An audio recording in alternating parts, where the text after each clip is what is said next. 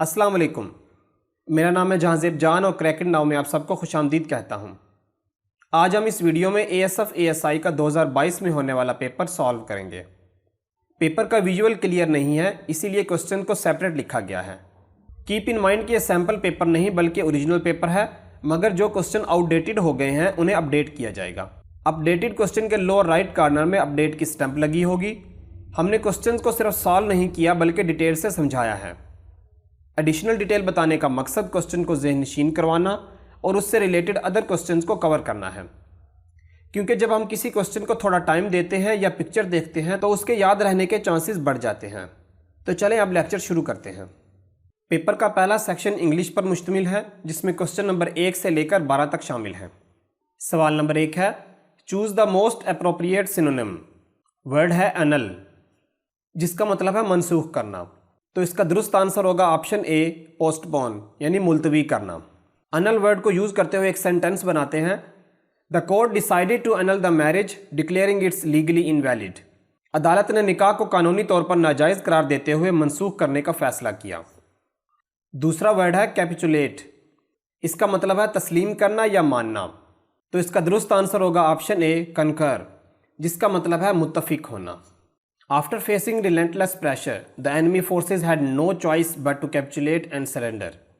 मुसलसल दबाव का सामना करने के बाद दुश्मन कुव्वतों के पास हार मानने और हथियार डालने के सिवा कोई चारा नहीं था। सवाल नंबर 3 है, choose the most appropriate antonym.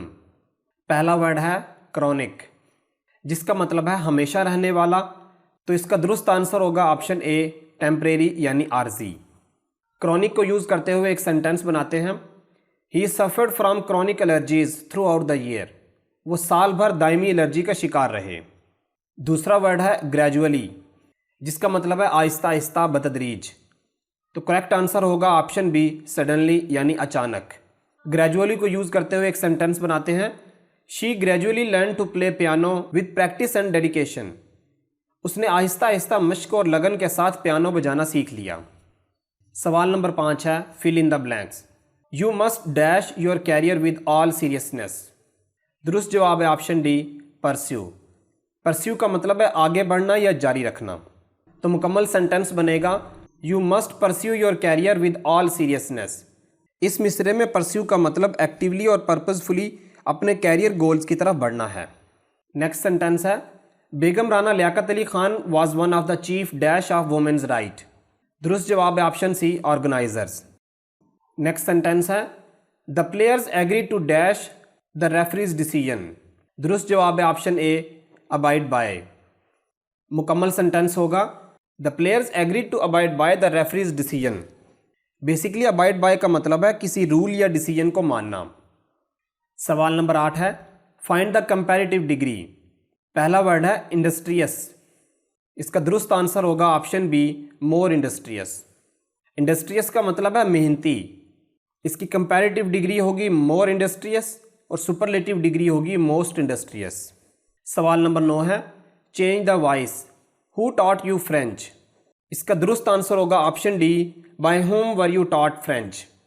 अब हम हर ऑप्शन को डिटेल से डिस्कस करते हैं कि कौन सा ठीक है और कौन सा गलत।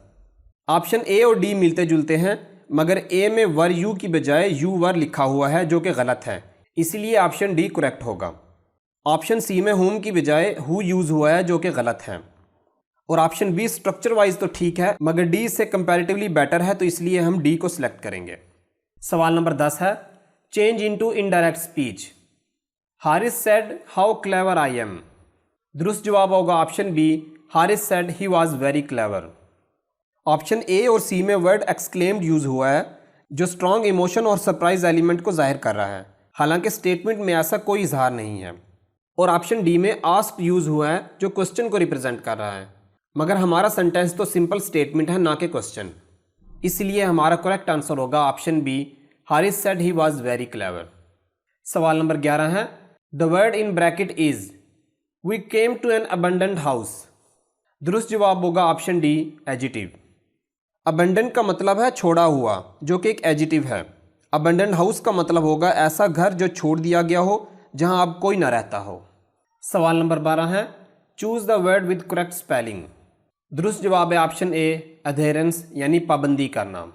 अब यहाँ से पेपर का सेक्शन 2 यानी जनरल नॉलेज स्टार्ट हो रहा है, जिसमें क्वेश्चन नंबर 13 से लेकर 38 तक शामिल होंगे।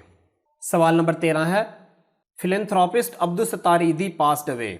अब्दुल सत्तार ईदी कब फोत हुए? दुरुस्त जवाब है ऑप्शन डी 8 जुलाई 2016। अब्दुल सत्तार ईदी एक पाकिस्तानी समाजी खिदमतगार थे। उन्होंने ईदी फाउंडेशन की बुनियाद रखी, जिसने दुनिया के डिफरेंट ममालिक में अपनी खिदमात सर अंजाम दी। ईदी फाउंडेशन की एम्बुलेंस सर्विस दुनिया की सबसे बड़ी एम्बुलेंस सर्विस है।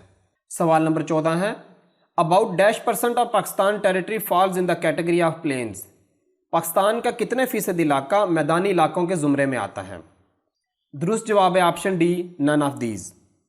इस सवाल का एग्जैक्ट आंसर कहीं से नहीं मिला, मगर ब्रिटानिका वेबसाइट के मुताबिक इंडस प्लेन का एरिया 5,18,000 स्क्वायर किलोमीटर है और पाकिस्तान का टोटल एरिया 7,96,095 स्क्वायर किलोमीटर है। तो ये टोटल एरिया का तकरीबन 65% बनता है। सवाल नंबर 15 है, the word parliament is meant for. Parliament से क्या मुराद है? दुरुस्त जवाब है option D both A and B, यानी नेशनल असम्बली एंड सेनेट। सवाल नंबर 16 है, Saindak project is producing. Saindak project क्या प्रोड्यूस कर रहा है? दुरुस्त जवाब है option A copper and gold. Saindak Balochistan के इलाके चागी के नज़दीक वाक़ है। इसे 1995 में ओपन किया गया। पाकिस्तान ने रिसेंटली चाइना के साथ 10 साल के लिए $350 मिलियन का एग्रीमेंट किया है। सवाल नंबर 17 है, when did Quaid-e-Azam inaugurated state bank of Pakistan. Quaid-e-Azam ने स्टेट बैंक ऑफ पाकिस्तान का इफ्तिताह कब किया? दुरुस्त जवाब है ऑप्शन सी 1 जुलाई 1947। सवाल नंबर 18 है, व्हेन डिड पाकिस्तान ज्वाइन नाम। पाकिस्तान ने नाम कब ज्वाइन की? दुरुस्त जवाब है ऑप्शन डी 1979। नाम यानी नॉन अलाइड मूवमेंट 1961 में कायम की गई। इसका मकसद कोल्ड वार के दौरान किसी भी ग्रुप का हिस्सा न बनने के लिए खुद को अलग रखना है। अब इसमें 120 ममालिक शामिल हैं। सवाल नंबर 19 है, Ranikot is situated in dash province. Ranikot किस सूबे में वाक़ है? दुरुस्त जवाब है ऑप्शन ए सिंध। सवाल नंबर 20 है, how many times Pakistan one hockey world cup. Pakistan ने हॉकी वर्ल्ड कप कितनी मरतबा जीता? दुरुस्त जवाब है option B 4। Pakistan hockey federation PHF Pakistan hockey को मैनेज करती है। पाकिस्तान ने अब तक 4 मेंस हॉकी वर्ल्ड कप जीत रखे हैं, जो कि 1971, 78, 82 और 1994 में जीता। सवाल नंबर 21 है, major Raja Mohammad Sarwar Shaheed was awarded Nishan Haider for his heroic in. Major Raja Sarwar Shaheed को किस जंग में बहादुरी पर निशान हैदर मिला? दुरुस्त जवाब है ऑप्शन डी 1948। सवाल नंबर 22 है, Indus water treaty was signed between Pakistan and India in. Pakistan और इंडिया के दरमियान सिंध तास मुआहदा कब हुआ? दुरुस्त जवाब है ऑप्शन ए 1960। सवाल नंबर 23 है, Majlis Shura is the other name of. Majlis Shura का दूसरा नाम क्या है? दुरुस्त जवाब है ऑप्शन डी पार्लियामेंट। सवाल नंबर 24 है, Lahore resolution was moved by. करारदाद लाहौर किसने पेश की? दुरुस्त जवाब है ऑप्शन ए मौलवी फजलुल हक। करारदाद लाहौर को करारदाद पाकिस्तान के नाम से भी जाना जाता है। ये 23 मार्च 1940 को पेश की गई। सवाल नंबर 25 है, what is the currency name of Mongolia. Mongolia की करेंसी क्या कहलाती है? दुरुस्त जवाब है ऑप्शन बी तोगरिक। सवाल नंबर 26 है, earth is 2.6 times bigger than. ज़मीन किस से 2.6 गुना बड़ी है? दुरुस्त जवाब है ऑप्शन डी मरकरी। अर्थ का डायमीटर अप्रॉक्सीमेटली 12,742 किलोमीटर और मरकरी का डायमीटर 4,880 किलोमीटर है। सवाल नंबर 27 है, the planet of our solar system which has no moon. हमारे निज़ामी शमसी में किस सियारे का चांद नहीं है? दुरुस्त जवाब है ऑप्शन बी वीनस। नासा की ऑफिशियल साइट के मुताबिक मरकरी और वीनस के पास कोई चांद नहीं है। ज़मीन के पास 1, मार्स के पास 2, जुपिटर के पास 95, सैटर्न के पास 146, यूरेनस के पास 27 और नेपच्यून के पास 14 चांद हैं। सवाल नंबर 28 है, diameter of earth is dash kilometre. ज़मीन का कुतर कितना है? दुरुस्त जवाब है ऑप्शन ए 12,742 किलोमीटर। सवाल नंबर 29 है, the time zones of earth are setup having dash degree longitude. ज़मीन के टाइम जोन्स डैश डिग्री तूल पर बदलते हैं। दुरुस्त जवाब है ऑप्शन बी 15 डिग्री। दुनिया में 24 डिफरेंट टाइम जोन्स हैं। टाइम जोन्स 0 डिग्री लॉन्गिट्यूड, जिसे प्राइम मेरिडियन भी कहा जाता है, से शुरू होते हैं। ये लाइन बरतानिया के इलाके ग्रीनविच से गुजरती है, इसीलिए इसे ग्रीनविच मीन टाइम यानी GMT कहा जाता है। इससे दाएं जाने प्लस में और बाएं जाने माइनस में लिखे जाते हैं। डिटेल इमेज में देख सकते हैं। सवाल नंबर 30 है, how many chromosomes are in monkeys body cell? बंदर के जिस्म के खुलिये में कितने क्रोमोसोम्स होते हैं? दुरुस्त जवाब है ऑप्शन सी 48। सवाल नंबर 31 है, in plants pollination bye insects is called? पौधों में कीड़ों के जरिए पोलिनेशन को क्या कहा जाता है? दुरुस्त जवाब है ऑप्शन ए एंटोमोफिली। हवा के जरिए होने वाली पोलिनेशन को एनीमोफिली, परिंदों के जरिए होने वाली पोलिनेशन को ऑर्निथोफिली, पानी के जरिए होने वाली पोलिनेशन को हाइड्रोफिली और जानवरों के जरिए होने वाली पोलिनेशन को जूफिली कहा जाता है। सवाल नंबर 32 है, द लाइटेस्ट और least dense metal element is? सबसे हल्का धाती आंसर कौन सा है? दुरुस्त जवाब है ऑप्शन बी लिथियम। लिथियम की डेंसिटी 0.534 ग्राम्स पर क्यूबिक सेंटीमीटर होती है। सवाल नंबर 33 है, nerves and muscle damage can be caused due to the deficiency of? Dash की कमी की वजह से आसाब और पट्ठों को नुकसान पहुंच सकता है। दुरुस्त जवाब है ऑप्शन सी विटामिन B12। सवाल नंबर 34 है, current secretary general of United Nation is? अक़वाम मुत्तहिदा के मौजूदा सेक्रेटरी जनरल कौन हैं? दुरुस्त जवाब है option D none of these. अक़वाम मुत्तहिदा के मौजूदा सेक्रेटरी जनरल एंटोनियो गुटेरेस हैं। ये एक पुर्तगाली पॉलिटिशियन है जो 1 जनवरी 2017 को UNO के सेक्रेटरी जनरल बने। सवाल नंबर 35 है, height of mount Everest is? Mount Everest की बुलंदी कितनी है? दुरुस्त जवाब है ऑप्शन ए 29,028 फीट। माउंट एवरेस्ट दुनिया की सबसे बुलंद चोटी है। ये चोटी कोह हिमालय का हिस्सा है जो नेपाल और तिब्बत के दरमियान वाक़ है। इसका बुलंद तरीन पॉइंट सतह समंदर से 29,032 फीट यानी 8,848 मीटर ऊंचा है। सवाल नंबर 36 है, Mein Kampf was written by? Mein Kampf किसने लिखी? दुरुस्त जवाब है option A Adolf Hitler. Adolf Hitler German chancellor थे। उन्होंने कैद के दौरान मैन काम्फ यानी माई स्ट्रगल लिखी, जिसमें उन्होंने अपने पॉलिटिकल आइडियोलॉजी और अकायद को लिखा। इन्होंने 1939 में पोलैंड पर हमला करके दूसरी जंग अजीम की शुरुआत की। सवाल नंबर 37 है, when did terrorist attack on Jinnah international airport Karachi? Karachi के जिना इंटरनेशनल एयरपोर्ट पर दहशतगर्दों ने कब हमला किया? दुरुस्त जवाब है option D none of these. 8 जुलाई 2014 को 10 दहशतगर्दों ने जिना इंटरनेशनल एयरपोर्ट कराची पर अटैक किया, जिसमें दहशतगर्दों समेत 36 लोग मारे गए और 18 लोग जख्मी हुए। इस हमले की जिम्मेदारी तहरीक तालिबान पाकिस्तान ने ली। सवाल नंबर 38 है, purpose of installation of CCTV at airports is for? Airports पर CCTV लगाने का क्या मकसद है? दुरुस्त जवाब है option D all of these, यानी मोबिलिटी कवरेज, एरिया सर्विलेंस और आइडेंटिफिकेशन ऑफ पैसेंजर्स। अब यहाँ से पेपर का तीसरा पार्ट मैथमेटिक्स स्टार्ट हो रहा है, जिसमें क्वेश्चन नंबर 39 से लेकर 45 तक शामिल हैं। सवाल नंबर 39 है, dash part of an hour Ellipsis between 5:11 PM to 5:27 PM in decimal?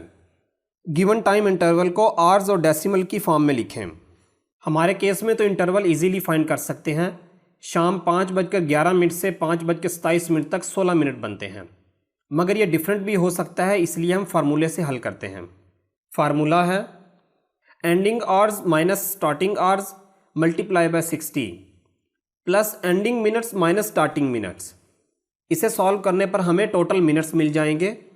उसे 60 से डिवाइड करके आवर्स में कन्वर्ट कर सकते हैं, जो कि 0.267 बनता है, और यही हमारा आंसर होगा।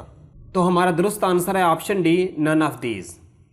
सवाल नंबर 40 है, 3 cubes of metal whose edges are 3 centimetre, 4 centimetre and 5 centimetre respectively are melted into the single cube, the new cube is? 3 metal cubes जिनकी लंबाई बिल तरतीब 3, 4 और 5 सेंटीमीटर है, अगर उन्हें पिघलाकर एक बना दी जाए तो उसकी लेंथ क्या होगी? जब हम तीनों क्यूब्स को मेल्ट करके उन्हें एक बनाएंगे तो उनका वॉल्यूम सेम रहेगा, मतलब तीनों का वॉल्यूम कंबाइन हो जाएगा। तो पहले हम कंबाइन वॉल्यूम फाइंड करते हैं। उसके लिए हमें तीनों का वॉल्यूम फाइंड करना होगा और फिर उन्हें ऐड कर देंगे। जैसा कि हम जानते हैं कि क्यूब की लेंथ, विड्थ और हाइट सेम होती है, तो इसका वॉल्यूम लेंथ मल्टीप्लाई लेंथ यानी L⁻³ से निकाल सकते हैं। तो तीनों क्यूब्स का वॉल्यूम बिल तरतीब 27, 64 और 125 बनेगा। इन्हें ऐड करने पर कंबाइन वॉल्यूम मिल जाएगा, जो कि 216 क्यूबिक सेंटीमीटर बनेगा। जैसे हमने क्यूब की लेंथ से उसका वॉल्यूम निकाला है इसकी पावर 3 लेकर, इसी प्रोसेस को रिवर्स करके हम वॉल्यूम से लेंथ भी निकाल सकते हैं। उसके लिए हम 216 का क्यूब रूट लेंगे जो कि 6 सेंटीमीटर बनेगा और यही हमारा आंसर होगा। सवाल नंबर 41 है, which department is responsible for air traffic control? कौन सा डिपार्टमेंट एयर ट्रैफिक कंट्रोल करने का जिम्मेदार है? दुरुस्त जवाब है ऑप्शन ए, ASF। सवाल नंबर 42 है, if the dimension of a square is increase by 98%, it's area will be increase by. अगर एक स्क्वायर की डायमेंशन 98% बढ़ा दी जाए तो उसका एरिया कितना बढ़ेगा?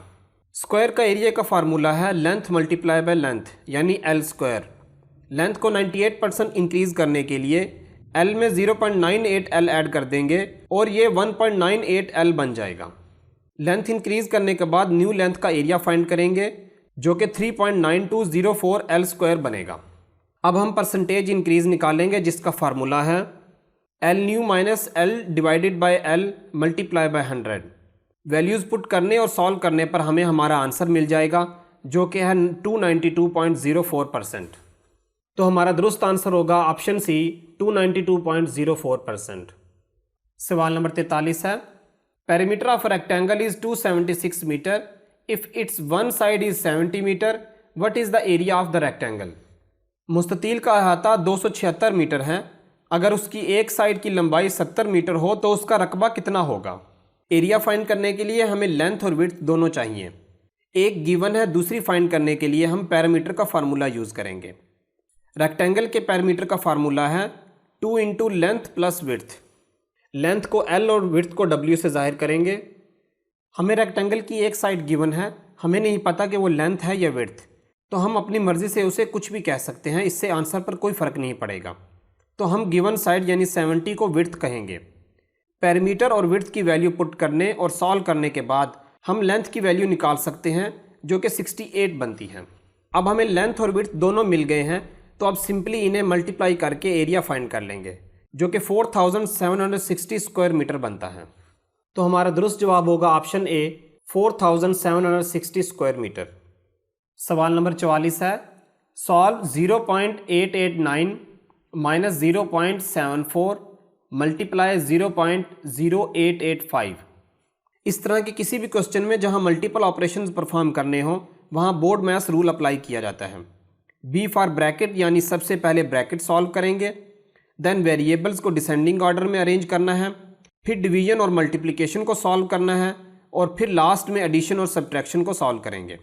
तो पहले हम 0.074 को 0.0885 से मल्टीप्लाई करेंगे और जो आंसर आएगा उसे 0.889 में से सब्ट्रैक्ट कर देंगे।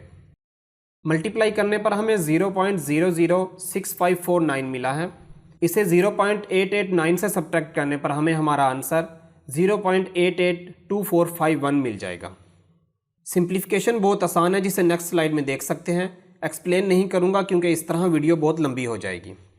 तो हमारा दुरुस्त आंसर होगा ऑप्शन बी, 0.882451। सवाल नंबर 45 है, what is the length of bridge when a man crossing at the speed of 30 kilometre per hour can cross in 5 minutes? पुल की लंबाई कितनी होगी अगर उस पर से एक इंसान 30 किलोमीटर फी घंटा की स्पीड से गुजरने में 5 मिनट लगाए? Distance is equal to speed X time. इस फार्मूला को यूज़ करके हम इजीली इस क्वेश्चन को सॉल्व कर सकते हैं। बस थोड़ा यूनिट्स को मॉडिफाई करना है क्योंकि टाइम मिनट्स में है और स्पीड किलोमीटर पर आवर में। तो या तो स्पीड को मिनट पर सेकंड और टाइम को भी सेकंड में चेंज कर देंगे या जस्ट मिनट्स को आवर में चेंज कर देंगे। तो हम जस्ट 5 मिनट्स को आवर्स में चेंज करेंगे और उसके लिए सिंपली 60 से डिवाइड कर देंगे। अब स्पीड जो कि 30 है और टाइम जो कि 5/60 है, इनको फार्मूला में पुट करके सॉल्व करेंगे और हमें हमारा डिस्टेंस मिल जाएगा जो कि 2.5 किलोमीटर बनता है। तो हमारा दुरुस्त जवाब होगा option D, none of these. अब यहाँ से पेपर का चौथा सेक्शन इस्लामिक स्टडीज़ स्टार्ट हो रहा है जिसमें क्वेश्चन नंबर 46 से लेकर 50 तक शामिल हैं। सवाल नंबर 46 है, वो गज़वा जिसमें सबसे ज़्यादा हुफ़ाज़ कराम शहीद हुए? दुरुस्त जवाब है ऑप्शन डी, जंग यमामा। जंग यमामा 11 हिजरी में मुस्लिम कज़ाब के ख़िलाफ़ लड़ी गई। सवाल नंबर 47 है, नबी करीम सल्लल्लाहु अलैहि वसल्लम ने दावत दीन के लिए सबसे पहले किसको ख़त लिखा? दुरुस्त जवाब है ऑप्शन ए, शाह रूम। सवाल नंबर 48 है, कुरान करीम का नुस्खा सबसे पहले किस सहाबी ने पहली बार इकट्ठा किया? दुरुस्त जवाब है ऑप्शन सी, हज़रत उस्मान रज़ी अल्लाह ताला अन्हु। सवाल नंबर 50 है, हज़रत खतीजा का वर्का बिन नौफल से क्या रिश्ता था? दुरुस्त जवाब है ऑप्शन बी, चचाजाद भाई। आज के लिए इतना ही। उम्मीद है आपको वीडियो पसंद आई होगी। अगर हमारी एफर्ट आपको अच्छी लगी है तो वीडियो को लाइक करें और चैनल को सब्सक्राइब करना मत भूलिएगा। हमारा अंदाज और कंटेंट कैसा लगा कमेंट में ज़रूर बताइएगा। स्क्रीन के दाईं जानिब इसी सीरीज़ की नेक्स्ट एपिसोड और बाएं जानिब जनरल नॉलेज की कंबाइंड प्लेलिस्ट पिन है। मिलते हैं अगली वीडियो में, तब तक के लिए अल्लाह हाफिज़।